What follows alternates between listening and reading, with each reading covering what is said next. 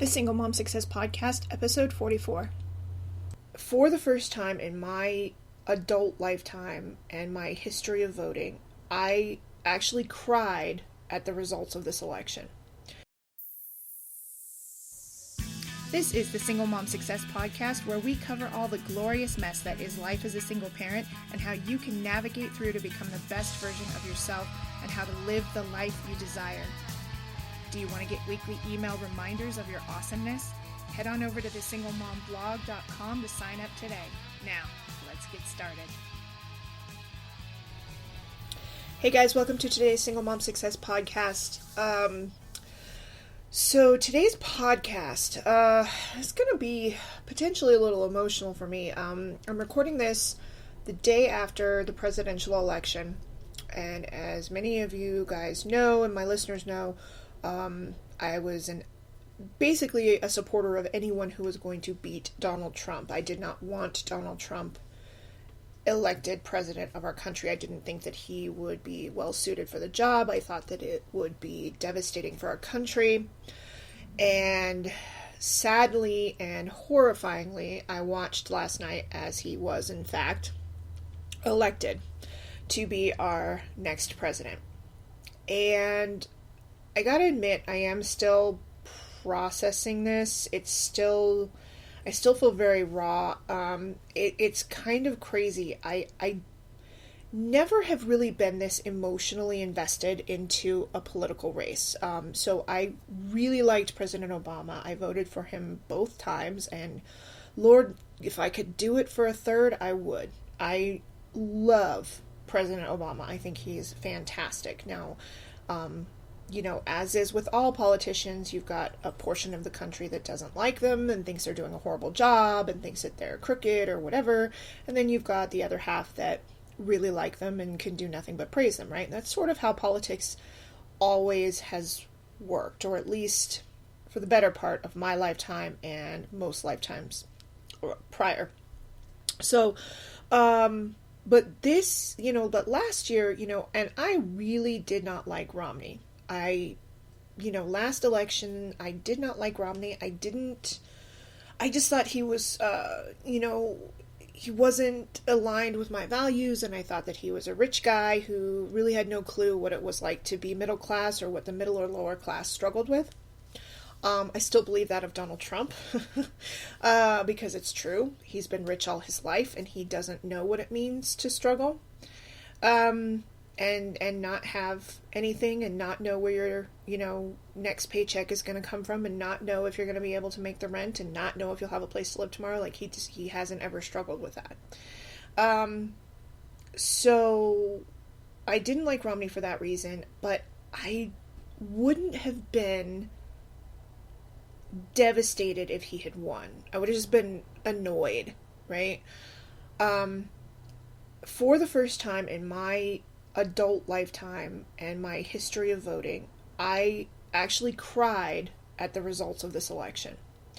And I did so because of the divisive and hate-filled and bigoted and misogynistic campaign that Trump ran.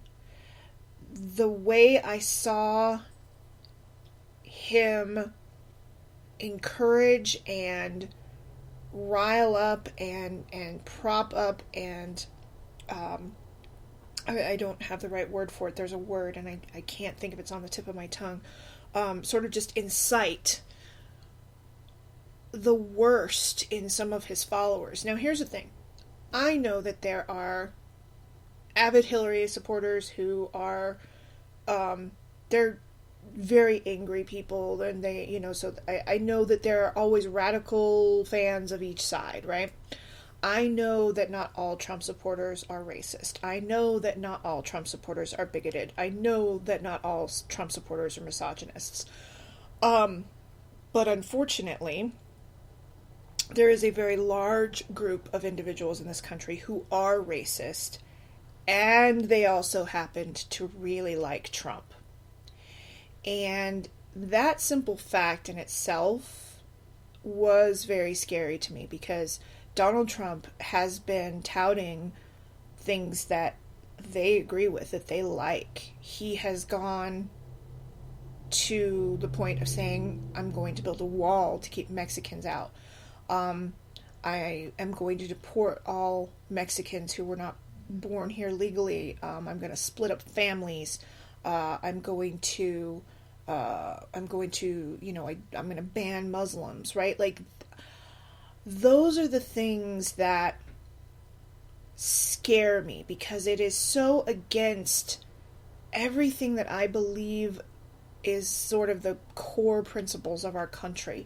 And I really do get, I am adamantly against Trump, and I have been, and I have to say, I have this like blanket of dread and worry and fear, because if he runs his presidency the way he ran his campaign, our country is in some serious trouble. Because our president can't, it's one thing to have the president there and have people not like him because of his policy, or, and unfortunately there are people in this country who didn't like him simply because he was black, period, right? There are some people who didn't like him simply because he was a Democrat, right? Period, right? They were determined to not agree with anything that he said simply because he had that little D next to his name, right? And so there's always that. But the problem that I have, so it's one thing to run your presidency and try and do a good job and try and be inclusive and try and be a good president, and do your best to try and bring the country together and still have people not like you. Okay, that's one thing. It is quite another to run a presidency and have it be, these type of people are wrong, these type of people are bad. We should be kicking out all of these people. We should, make laws based specifically on a certain type of religion or ideology, or, and the fear that I have with that is, I mean, if you want to put a kind of a fine point on it, is Nazi Germany. To be perfectly honest, here was a very charismatic person who was never really big into politics. He got out there and he had a voice, and he spoke to the disenfranchised and the disillusioned and the unhappy, and he gave them a villain. He gave them somebody to blame for everything that was wrong, somebody to hate. He gave them a specific target for their anger and their frustration and their rage. Somebody to blame, somebody to hate. And in doing so, caused one of the worst ever things in history. The Holocaust was horrifying. The rule of Hitler in Germany was horrifying. In history, we look back on that and we understand it, but it started simply with a man who started giving those disenfranchised people a voice, and then he gave them somebody to hate. And that's my fear. Now, but that's if he runs his presidency the way he ran his candidacy. And it worries me. It upsets me that this morning I told my daughter that Trump had won the election, and she cried because she has friends in her school who are Muslim, and she has friends in her school who are Hispanic, and friends that, they feel that if Donald Trump follows through with what he says, they're going to be forced to leave the country, and it's a country that they love and they live in, and this is their home, but they're Muslim, right? So it is scary, and it's worrisome to me because his campaign was so divisive, and it was so anger-fueled, right? And my fear is that it will get worse as opposed to better. My hope is that it won't. I've sort of moved, past the, the upset and the crying, and I mean, literally, I was nauseous last night. Nauseous. I almost threw up when I found out that Trump won, because I just couldn't believe this was my country, I couldn't believe that we had elected this person who blatantly stood against everything that I believed in. Like, not, and here's the thing, even Romney, even Bush, some of the stuff that they talked about, I could agree with. I could get behind, I could understand. There was always sort of a middle ground for me with those people. You know, I didn't necessarily like them, but I knew that there was a middle ground. With Trump, I don't feel that there's a middle ground. I haven't seen it. I haven't seen it come from him. You know, I have all these people who say, oh no, he'll do this and he'll do that and he'll do this. And I get that. I get that you believe in your candidate. I get that you believe in what he stands for. But I haven't seen it from him. And that's what worries me. It's all well and good for everybody else to tell me, oh no, he'll be fine. He'll do this. He'll do that. This is all he wants to do. He's not going to do this. But that's not what he said. Those aren't the words that came out of his mouth. And that's moving past and not even going into the fact that, you know, because of this man, I had to explain what Trump meant when everyone was talking about how he grabbed women by the hoo-ha, right? I had to explain that to my daughter.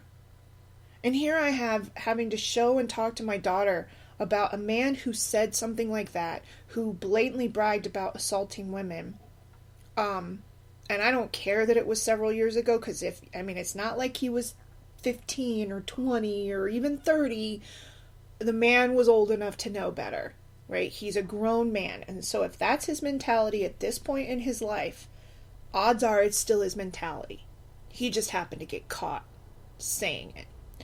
That's another big issue I have with him. But I'm sitting here having to explain to my daughter how a man who did something and admitted to doing something to a woman that I have specifically said to her, if anybody ever does anything like that to you, it's not okay, right? We've had the not touching and personal space and private area conversations. But now a man who openly admitted to doing stuff like that and who was charged by several women for assaulting them, is now president. The man she's supposed to respect. How do I do that? How do I, after having to have the conversation with my sons about, see this right here? This is what you don't do. You do not disrespect women in that fashion. You never disrespect women in that fashion. You wouldn't want somebody that you don't know or that you don't approve of coming up and grabbing your junk, right? Like, you don't do that to people. Anybody. It's not acceptable. It's unwelcome touching, unacceptable. Period. And as a man, my boys are 16, and as men, as you grow up, you damn well respect those boundaries. So help me God. If I find out different, you will have me to contend with too, right? I won't. And the funny thing is I posted this on my Facebook page. I said, I'll be damned if my boys think that it's okay to talk like that. I refuse. And I had people tell me, well, you better get used to it because they're gonna, you're deluding yourself if you think your boy. You know what? I choose to hold my children to a higher standard. I want to believe that. I want to believe that I'm raising people who know better than to speak like that, who know to treat people better, who know to respect other individuals like that. And so, yeah, it amazes me that people think that that's a valid comeback. Oh, you better get used to it because when they get older, that's exactly how they're going to talk. Really? Like, have we gotten that bad as a society? Like, that's what's expected?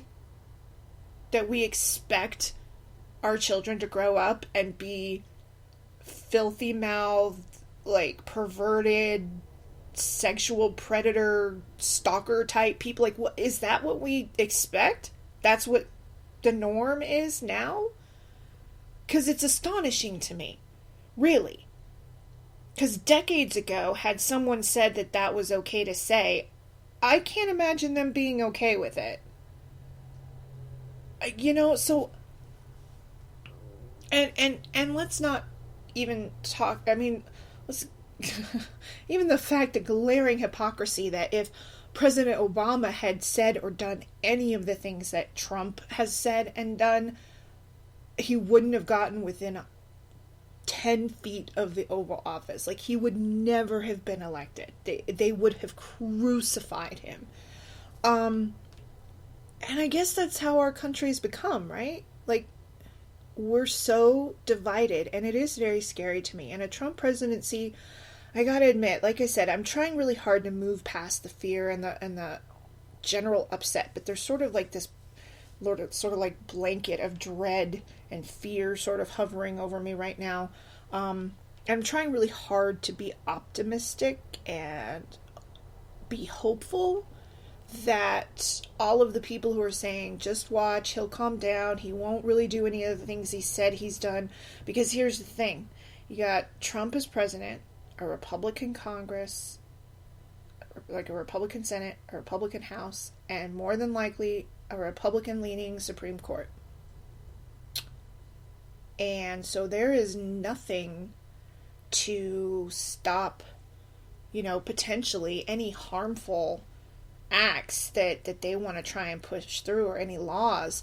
The fact that they're already talking about repealing Obamacare, but have nothing in place that I can tell to replace it. So in a couple months, it's very possible that my children will go back to having no health insurance, which is not better. It's not better.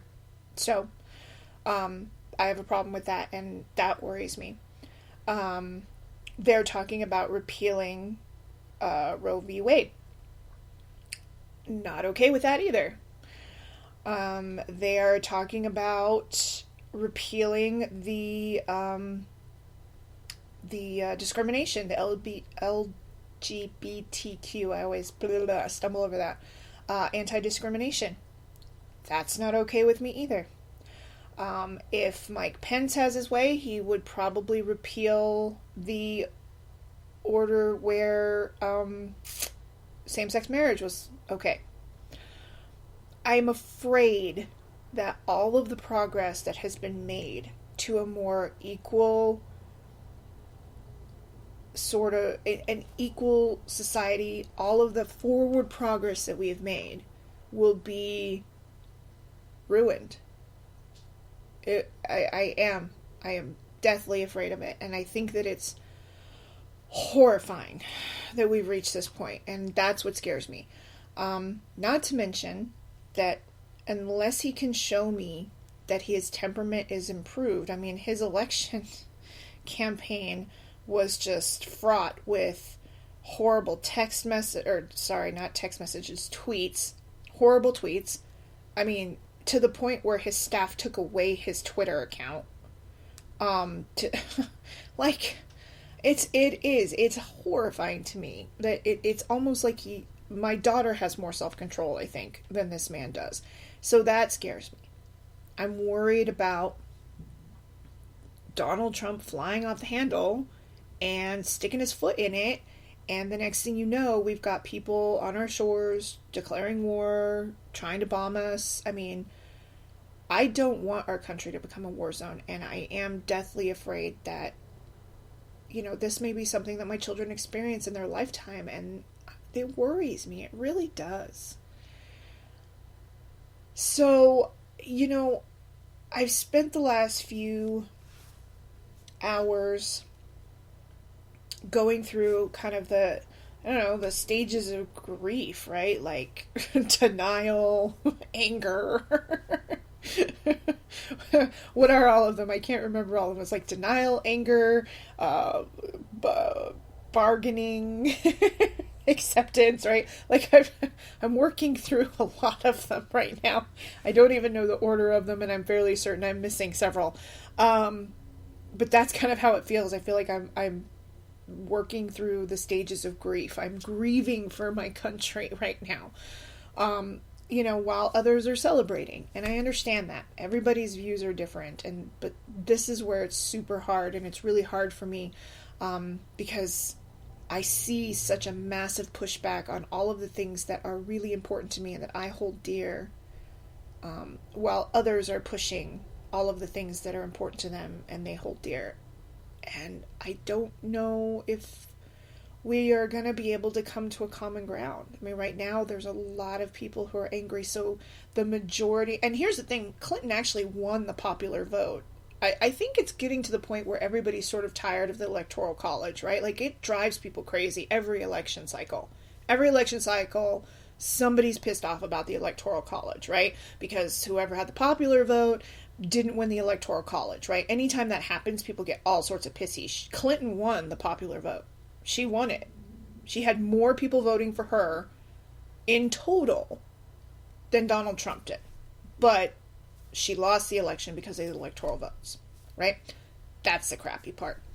But I know that in the past there have been elections where that has actually helped a Democrat get in office. So, praise it one year, curse it the next, right? That's kind of how it works. But I think overall, in the long run, everybody's kind of sick of it, and it makes everything sucky, right? Like, it's just sucky. We just sit there and we watch and we wait for the states to turn colors, and it's all about... I would like to know just who gets the most votes across the entire country. Once everything is said and done, who got the most votes across the entire country? The entire population spoke out, and this is who they want, right? Has nothing to do with what state they live in, what county they live in, what district they live in. Just who did you vote for? And whoever gets most wins, right? The Electoral College is crazy stupid. Like, I know there's a purpose for it. I understand, but drives me crazy. But so, half the country, it's kind of crazy. It's this immediate flip.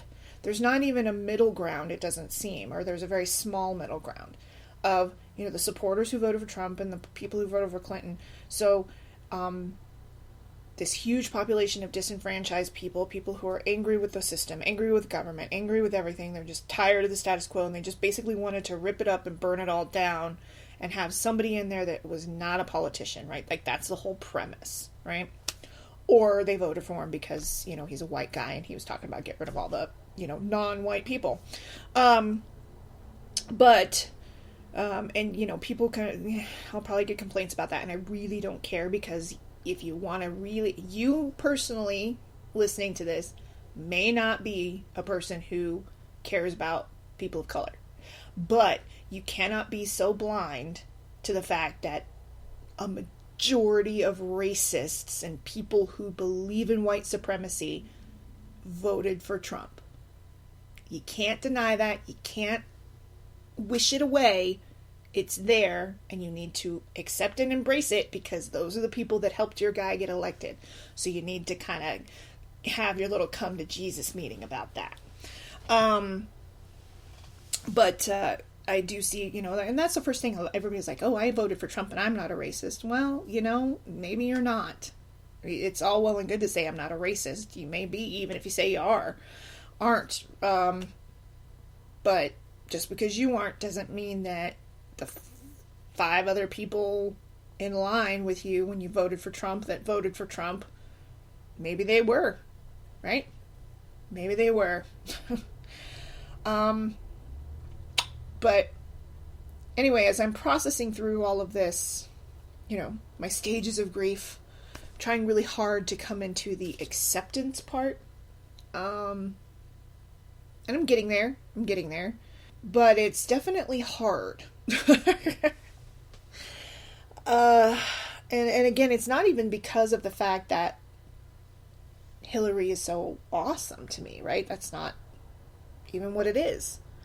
It's that he seemed so awful. That's what it was. My vote was cast for Hillary, not because I thought she was the greatest, but because she did align with my values.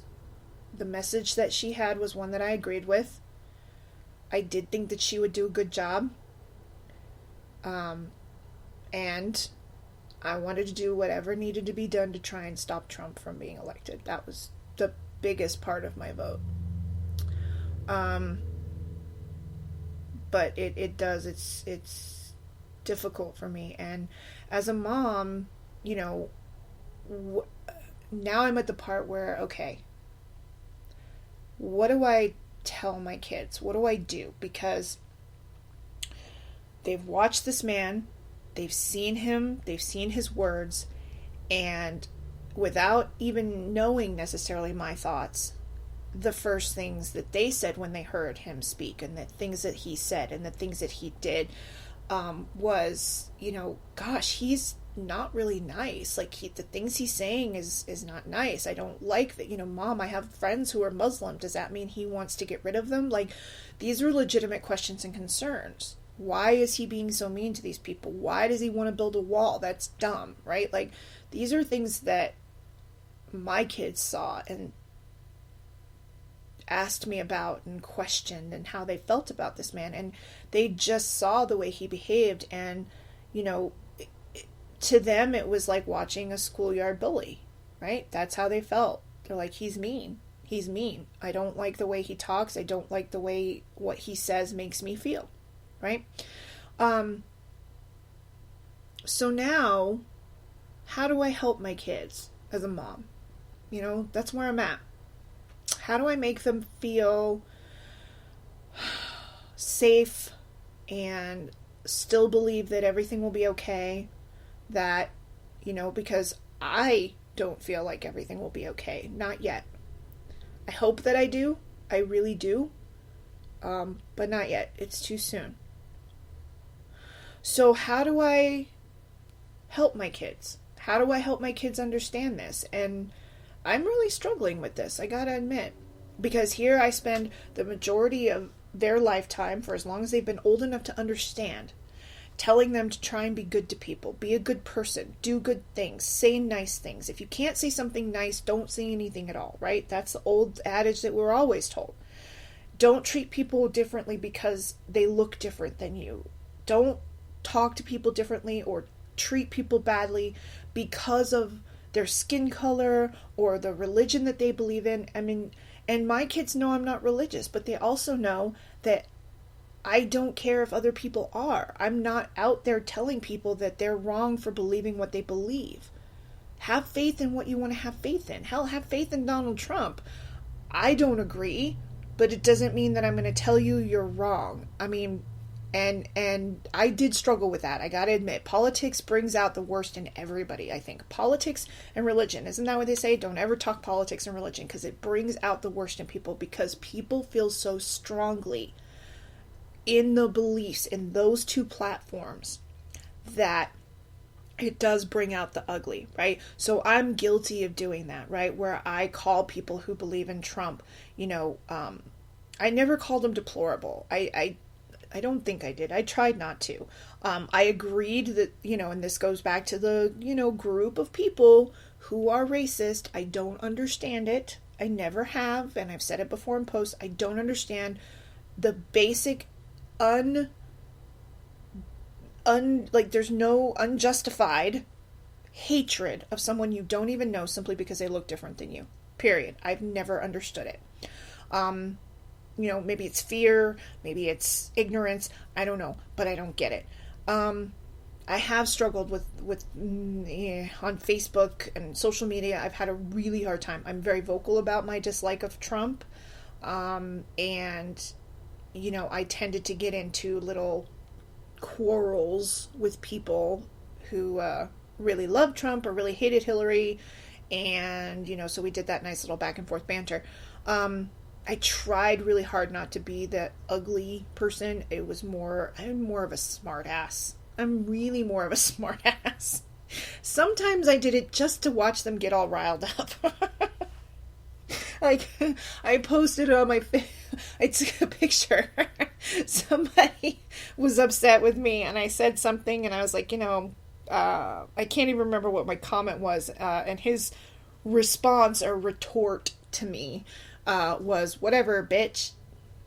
And so my response back to him was, "Oh, who's a grumpy Trump supporter?" So yeah, I had my moments where, and we all do. I mean, that's the thing. We all do. We all would love to, kind of stay on our high horse and live our ideals and always live up to our best version of ourselves. But everybody has that one thing, or maybe two or three things, that will cause them to sort of dive deep down into the, I know you are, but what am I phase of their brain or personality. And it's never good. It's never, I always end up feeling like lately anymore, and that's the hard part, anymore when I'm on my social media, anymore when I'm, talking to people or putting anything out there, I just have this sort of genuine all over icky feeling. Like, I don't like it at all. It's not fun. I'm not enjoying it. And it's been this whole election. So, in part of my acceptance, I am profoundly glad that it's over. I'm not thrilled with the results, but I am so glad we're done. And that I don't have to deal with this for another couple of years. And my hope and my positive spin on this and what I'm trying to tell my children is, okay, I've had my panic mode, I've had my upset mode, I've had my, oh my God, I'm hoping that we don't end up in a world war again mode, which is still there in the back of my head, I'm not gonna lie. Now it's we'll survive. We'll get through. Hopefully we won't go backwards. Hopefully we won't eliminate the progress that we've made. Hopefully we will come together and figure out a way to work together. What kind of crazy world would it be? Like, wouldn't that just be kind of the karma, right? Okay, so imagine this. Trump decides to run. Everybody looks at it as a joke. Nobody takes it seriously. He ends up wiping out the bajillion other Republican candidates that they had. There was like a freaking stage full of them at one point, right? Wipes all of them out. And then becomes the nominee. Nobody saw that coming. Really, we're like, seriously? And so then we thought, okay, well then, whoever ends up being the Democratic nominee is going to wipe the floor with him because it's Trump, right? Come on. He's a joke, right? Unfortunately, there was this, like I said, this massive group of people who are just done with politicians, done with government, done, and to be quite honest, there's a group of them that just want to kind of see it all burn, right? There's a sadistic bunch that just wants to see what happens. But he spoke to a large base, larger than anybody anticipated. So then we think, okay, God, he can't win the election. I mean, listen to this guy. Listen to how he speaks. Listen to the anger and the hatred and the vitriol that he is just at the top of his voice, You see all of some of his supporters, and again, not all. There are many Trump supporters who are very intelligent, educated people who made the decision for whatever their reasons are. But there is that portion that are the, frothing at the mouth, uneducated group of people who always end up seem to be interviewed by the media, right? They're the ones that come on, as if you're listening and you're a Trump fan, the people that got interviewed, those weren't the best representation of your group, right? you were looking at it, shaking your head going, oh my God, why they interview that fool? Why? Because, because it made for good TV, right? I mean, this is sort of like this giant reality show. I feel like that's what our government and our country has become, and it kind of sickens me. But nobody expected it, right? Nobody expected it. And then nobody expected he'd win. He was supposed to lose by a lot. It was supposed to be kind of close, and it depended on what polls you looked at, but Hillary she was supposed to win.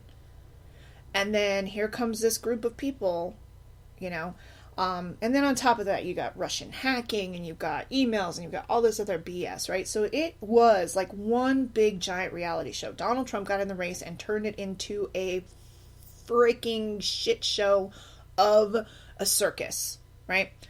And whether you like him or not, it's exactly what he did, right? That's his base. You can't deny that. It's not like it wasn't Mitt Romney. Mitt Romney's campaign wasn't like this. It was not. The worst he had was that 47% video, right? That was his big scandal, right? And it was just him talking to his people, right? not Trump. There has been hate and division and bigotry and misogyny and sexual assaults and he's being sued right now for racketeering, or he's being charged, right? He's got to go to court for racketeering in a couple of weeks, right? All this stuff is going on. It is a reality show, and that scares me that our democracy has become that. It's really, really scary.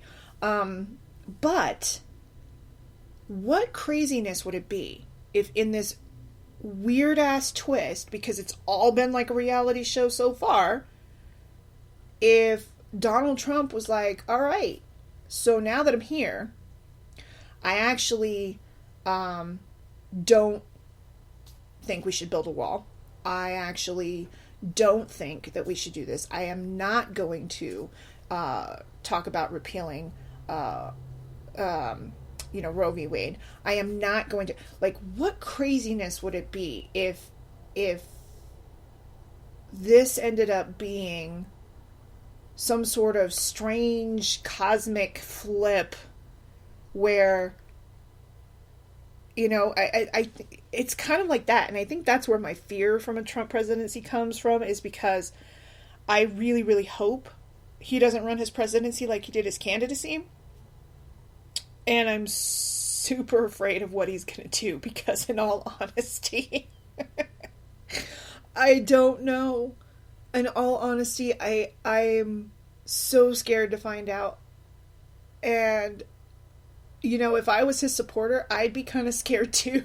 Because it's not like he has a history of sticking to one principle or the other. He sort of flops. He's for something, then he's against it. And then a couple years later, he's for it again. He's a Democrat, then he's an independent, then he's a Republican. Like, I don't know. But I am trying to hopefully, encourage my children and tell them, look, okay, whatever happens, it's still important to be a good person.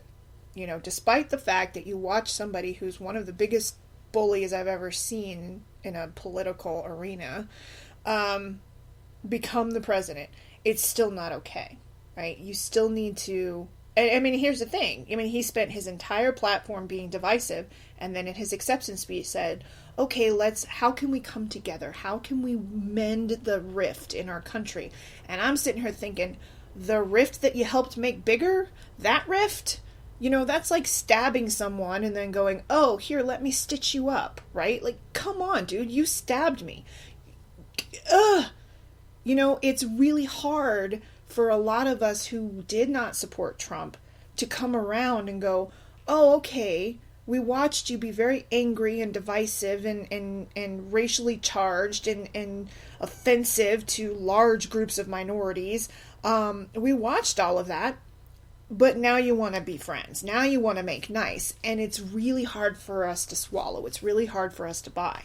So he's got a lot of work cut out for him, I think, if he does truly intend to mend anything in this country and try and bring people together.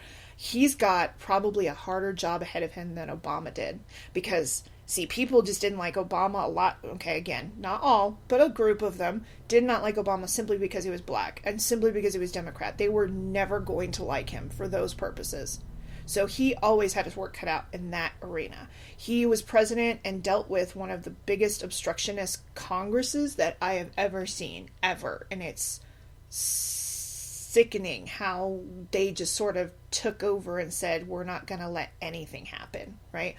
I'm sorry, but when you're Congress, and you can support Trump or Hillary, but either who you support, all of you have to be pissed that our Congress sat there and said, we're going to shut down government because we're not getting our way. Absolutely ridiculous. Absolutely disgraceful. You guys don't even work most of the year. And when you're working, you're not doing anything, right? So I think all of us can agree on that. So maybe that's our starting point. To figure out how to get the damn Congress to actually work together. And, maybe now they will, now that they're all Republican. Who knows? But I find it hard to believe that all Republicans will be gung-ho on Trump's policies, too. Because, not only did he divide the country, but he split the Republican Party. I've never seen anything like it. It's been crazy. So I don't know. I think that, hold your babies tighter. Tell them it'll be okay. Continue to teach them that it's important to try your best. You may not always succeed. I don't always succeed. I know I don't. I'm human. We're all human. To be tolerant and understanding and loving, and try and bring out the best in ourselves and each other. And I think that that's really all we can do, right? And continue to tell them to, fight for what's important to them. Figure, as they grow, they're going to develop their values. They're going to develop their sense of what's right and what's wrong. They're going to develop what's important to them and causes that mean things to them. And teach them to fight for those things. That's important. That's how change comes about. That's how things get done. That's how, we save, we save our planet. That's how we save each other. And it's really important. Fight for what you believe in. Do the work. Put in the effort. That's really important. And so I think that that's kind of my message for my kids, for my listeners. If I still have any Trump supporters following me or listening, I cannot guarantee that I will always agree. I've never always agreed with what Republicans do. I'm fairly liberal, like I said. But I will try my absolute best to, continue to be respectful. And I will try my very best to continue to, work with people and be understanding. I think we're all on a mission all through our lives to continually strive to be better people, better individuals, better people. And it's a work in progress every single day. Every single day we're working on it. How to be a better person. How to be a better person. How can I be better than I was yesterday? How can I improve? And that's important. So, I typically try not to do too much on politics, but I felt that this one was important since it just happened, since the election just happened. So, that's today's podcast. I hope that you enjoyed it. I hope that if you are like me and you've felt this sort of looming weight or invisible, I've been calling it my invisible blanket of fear and dread.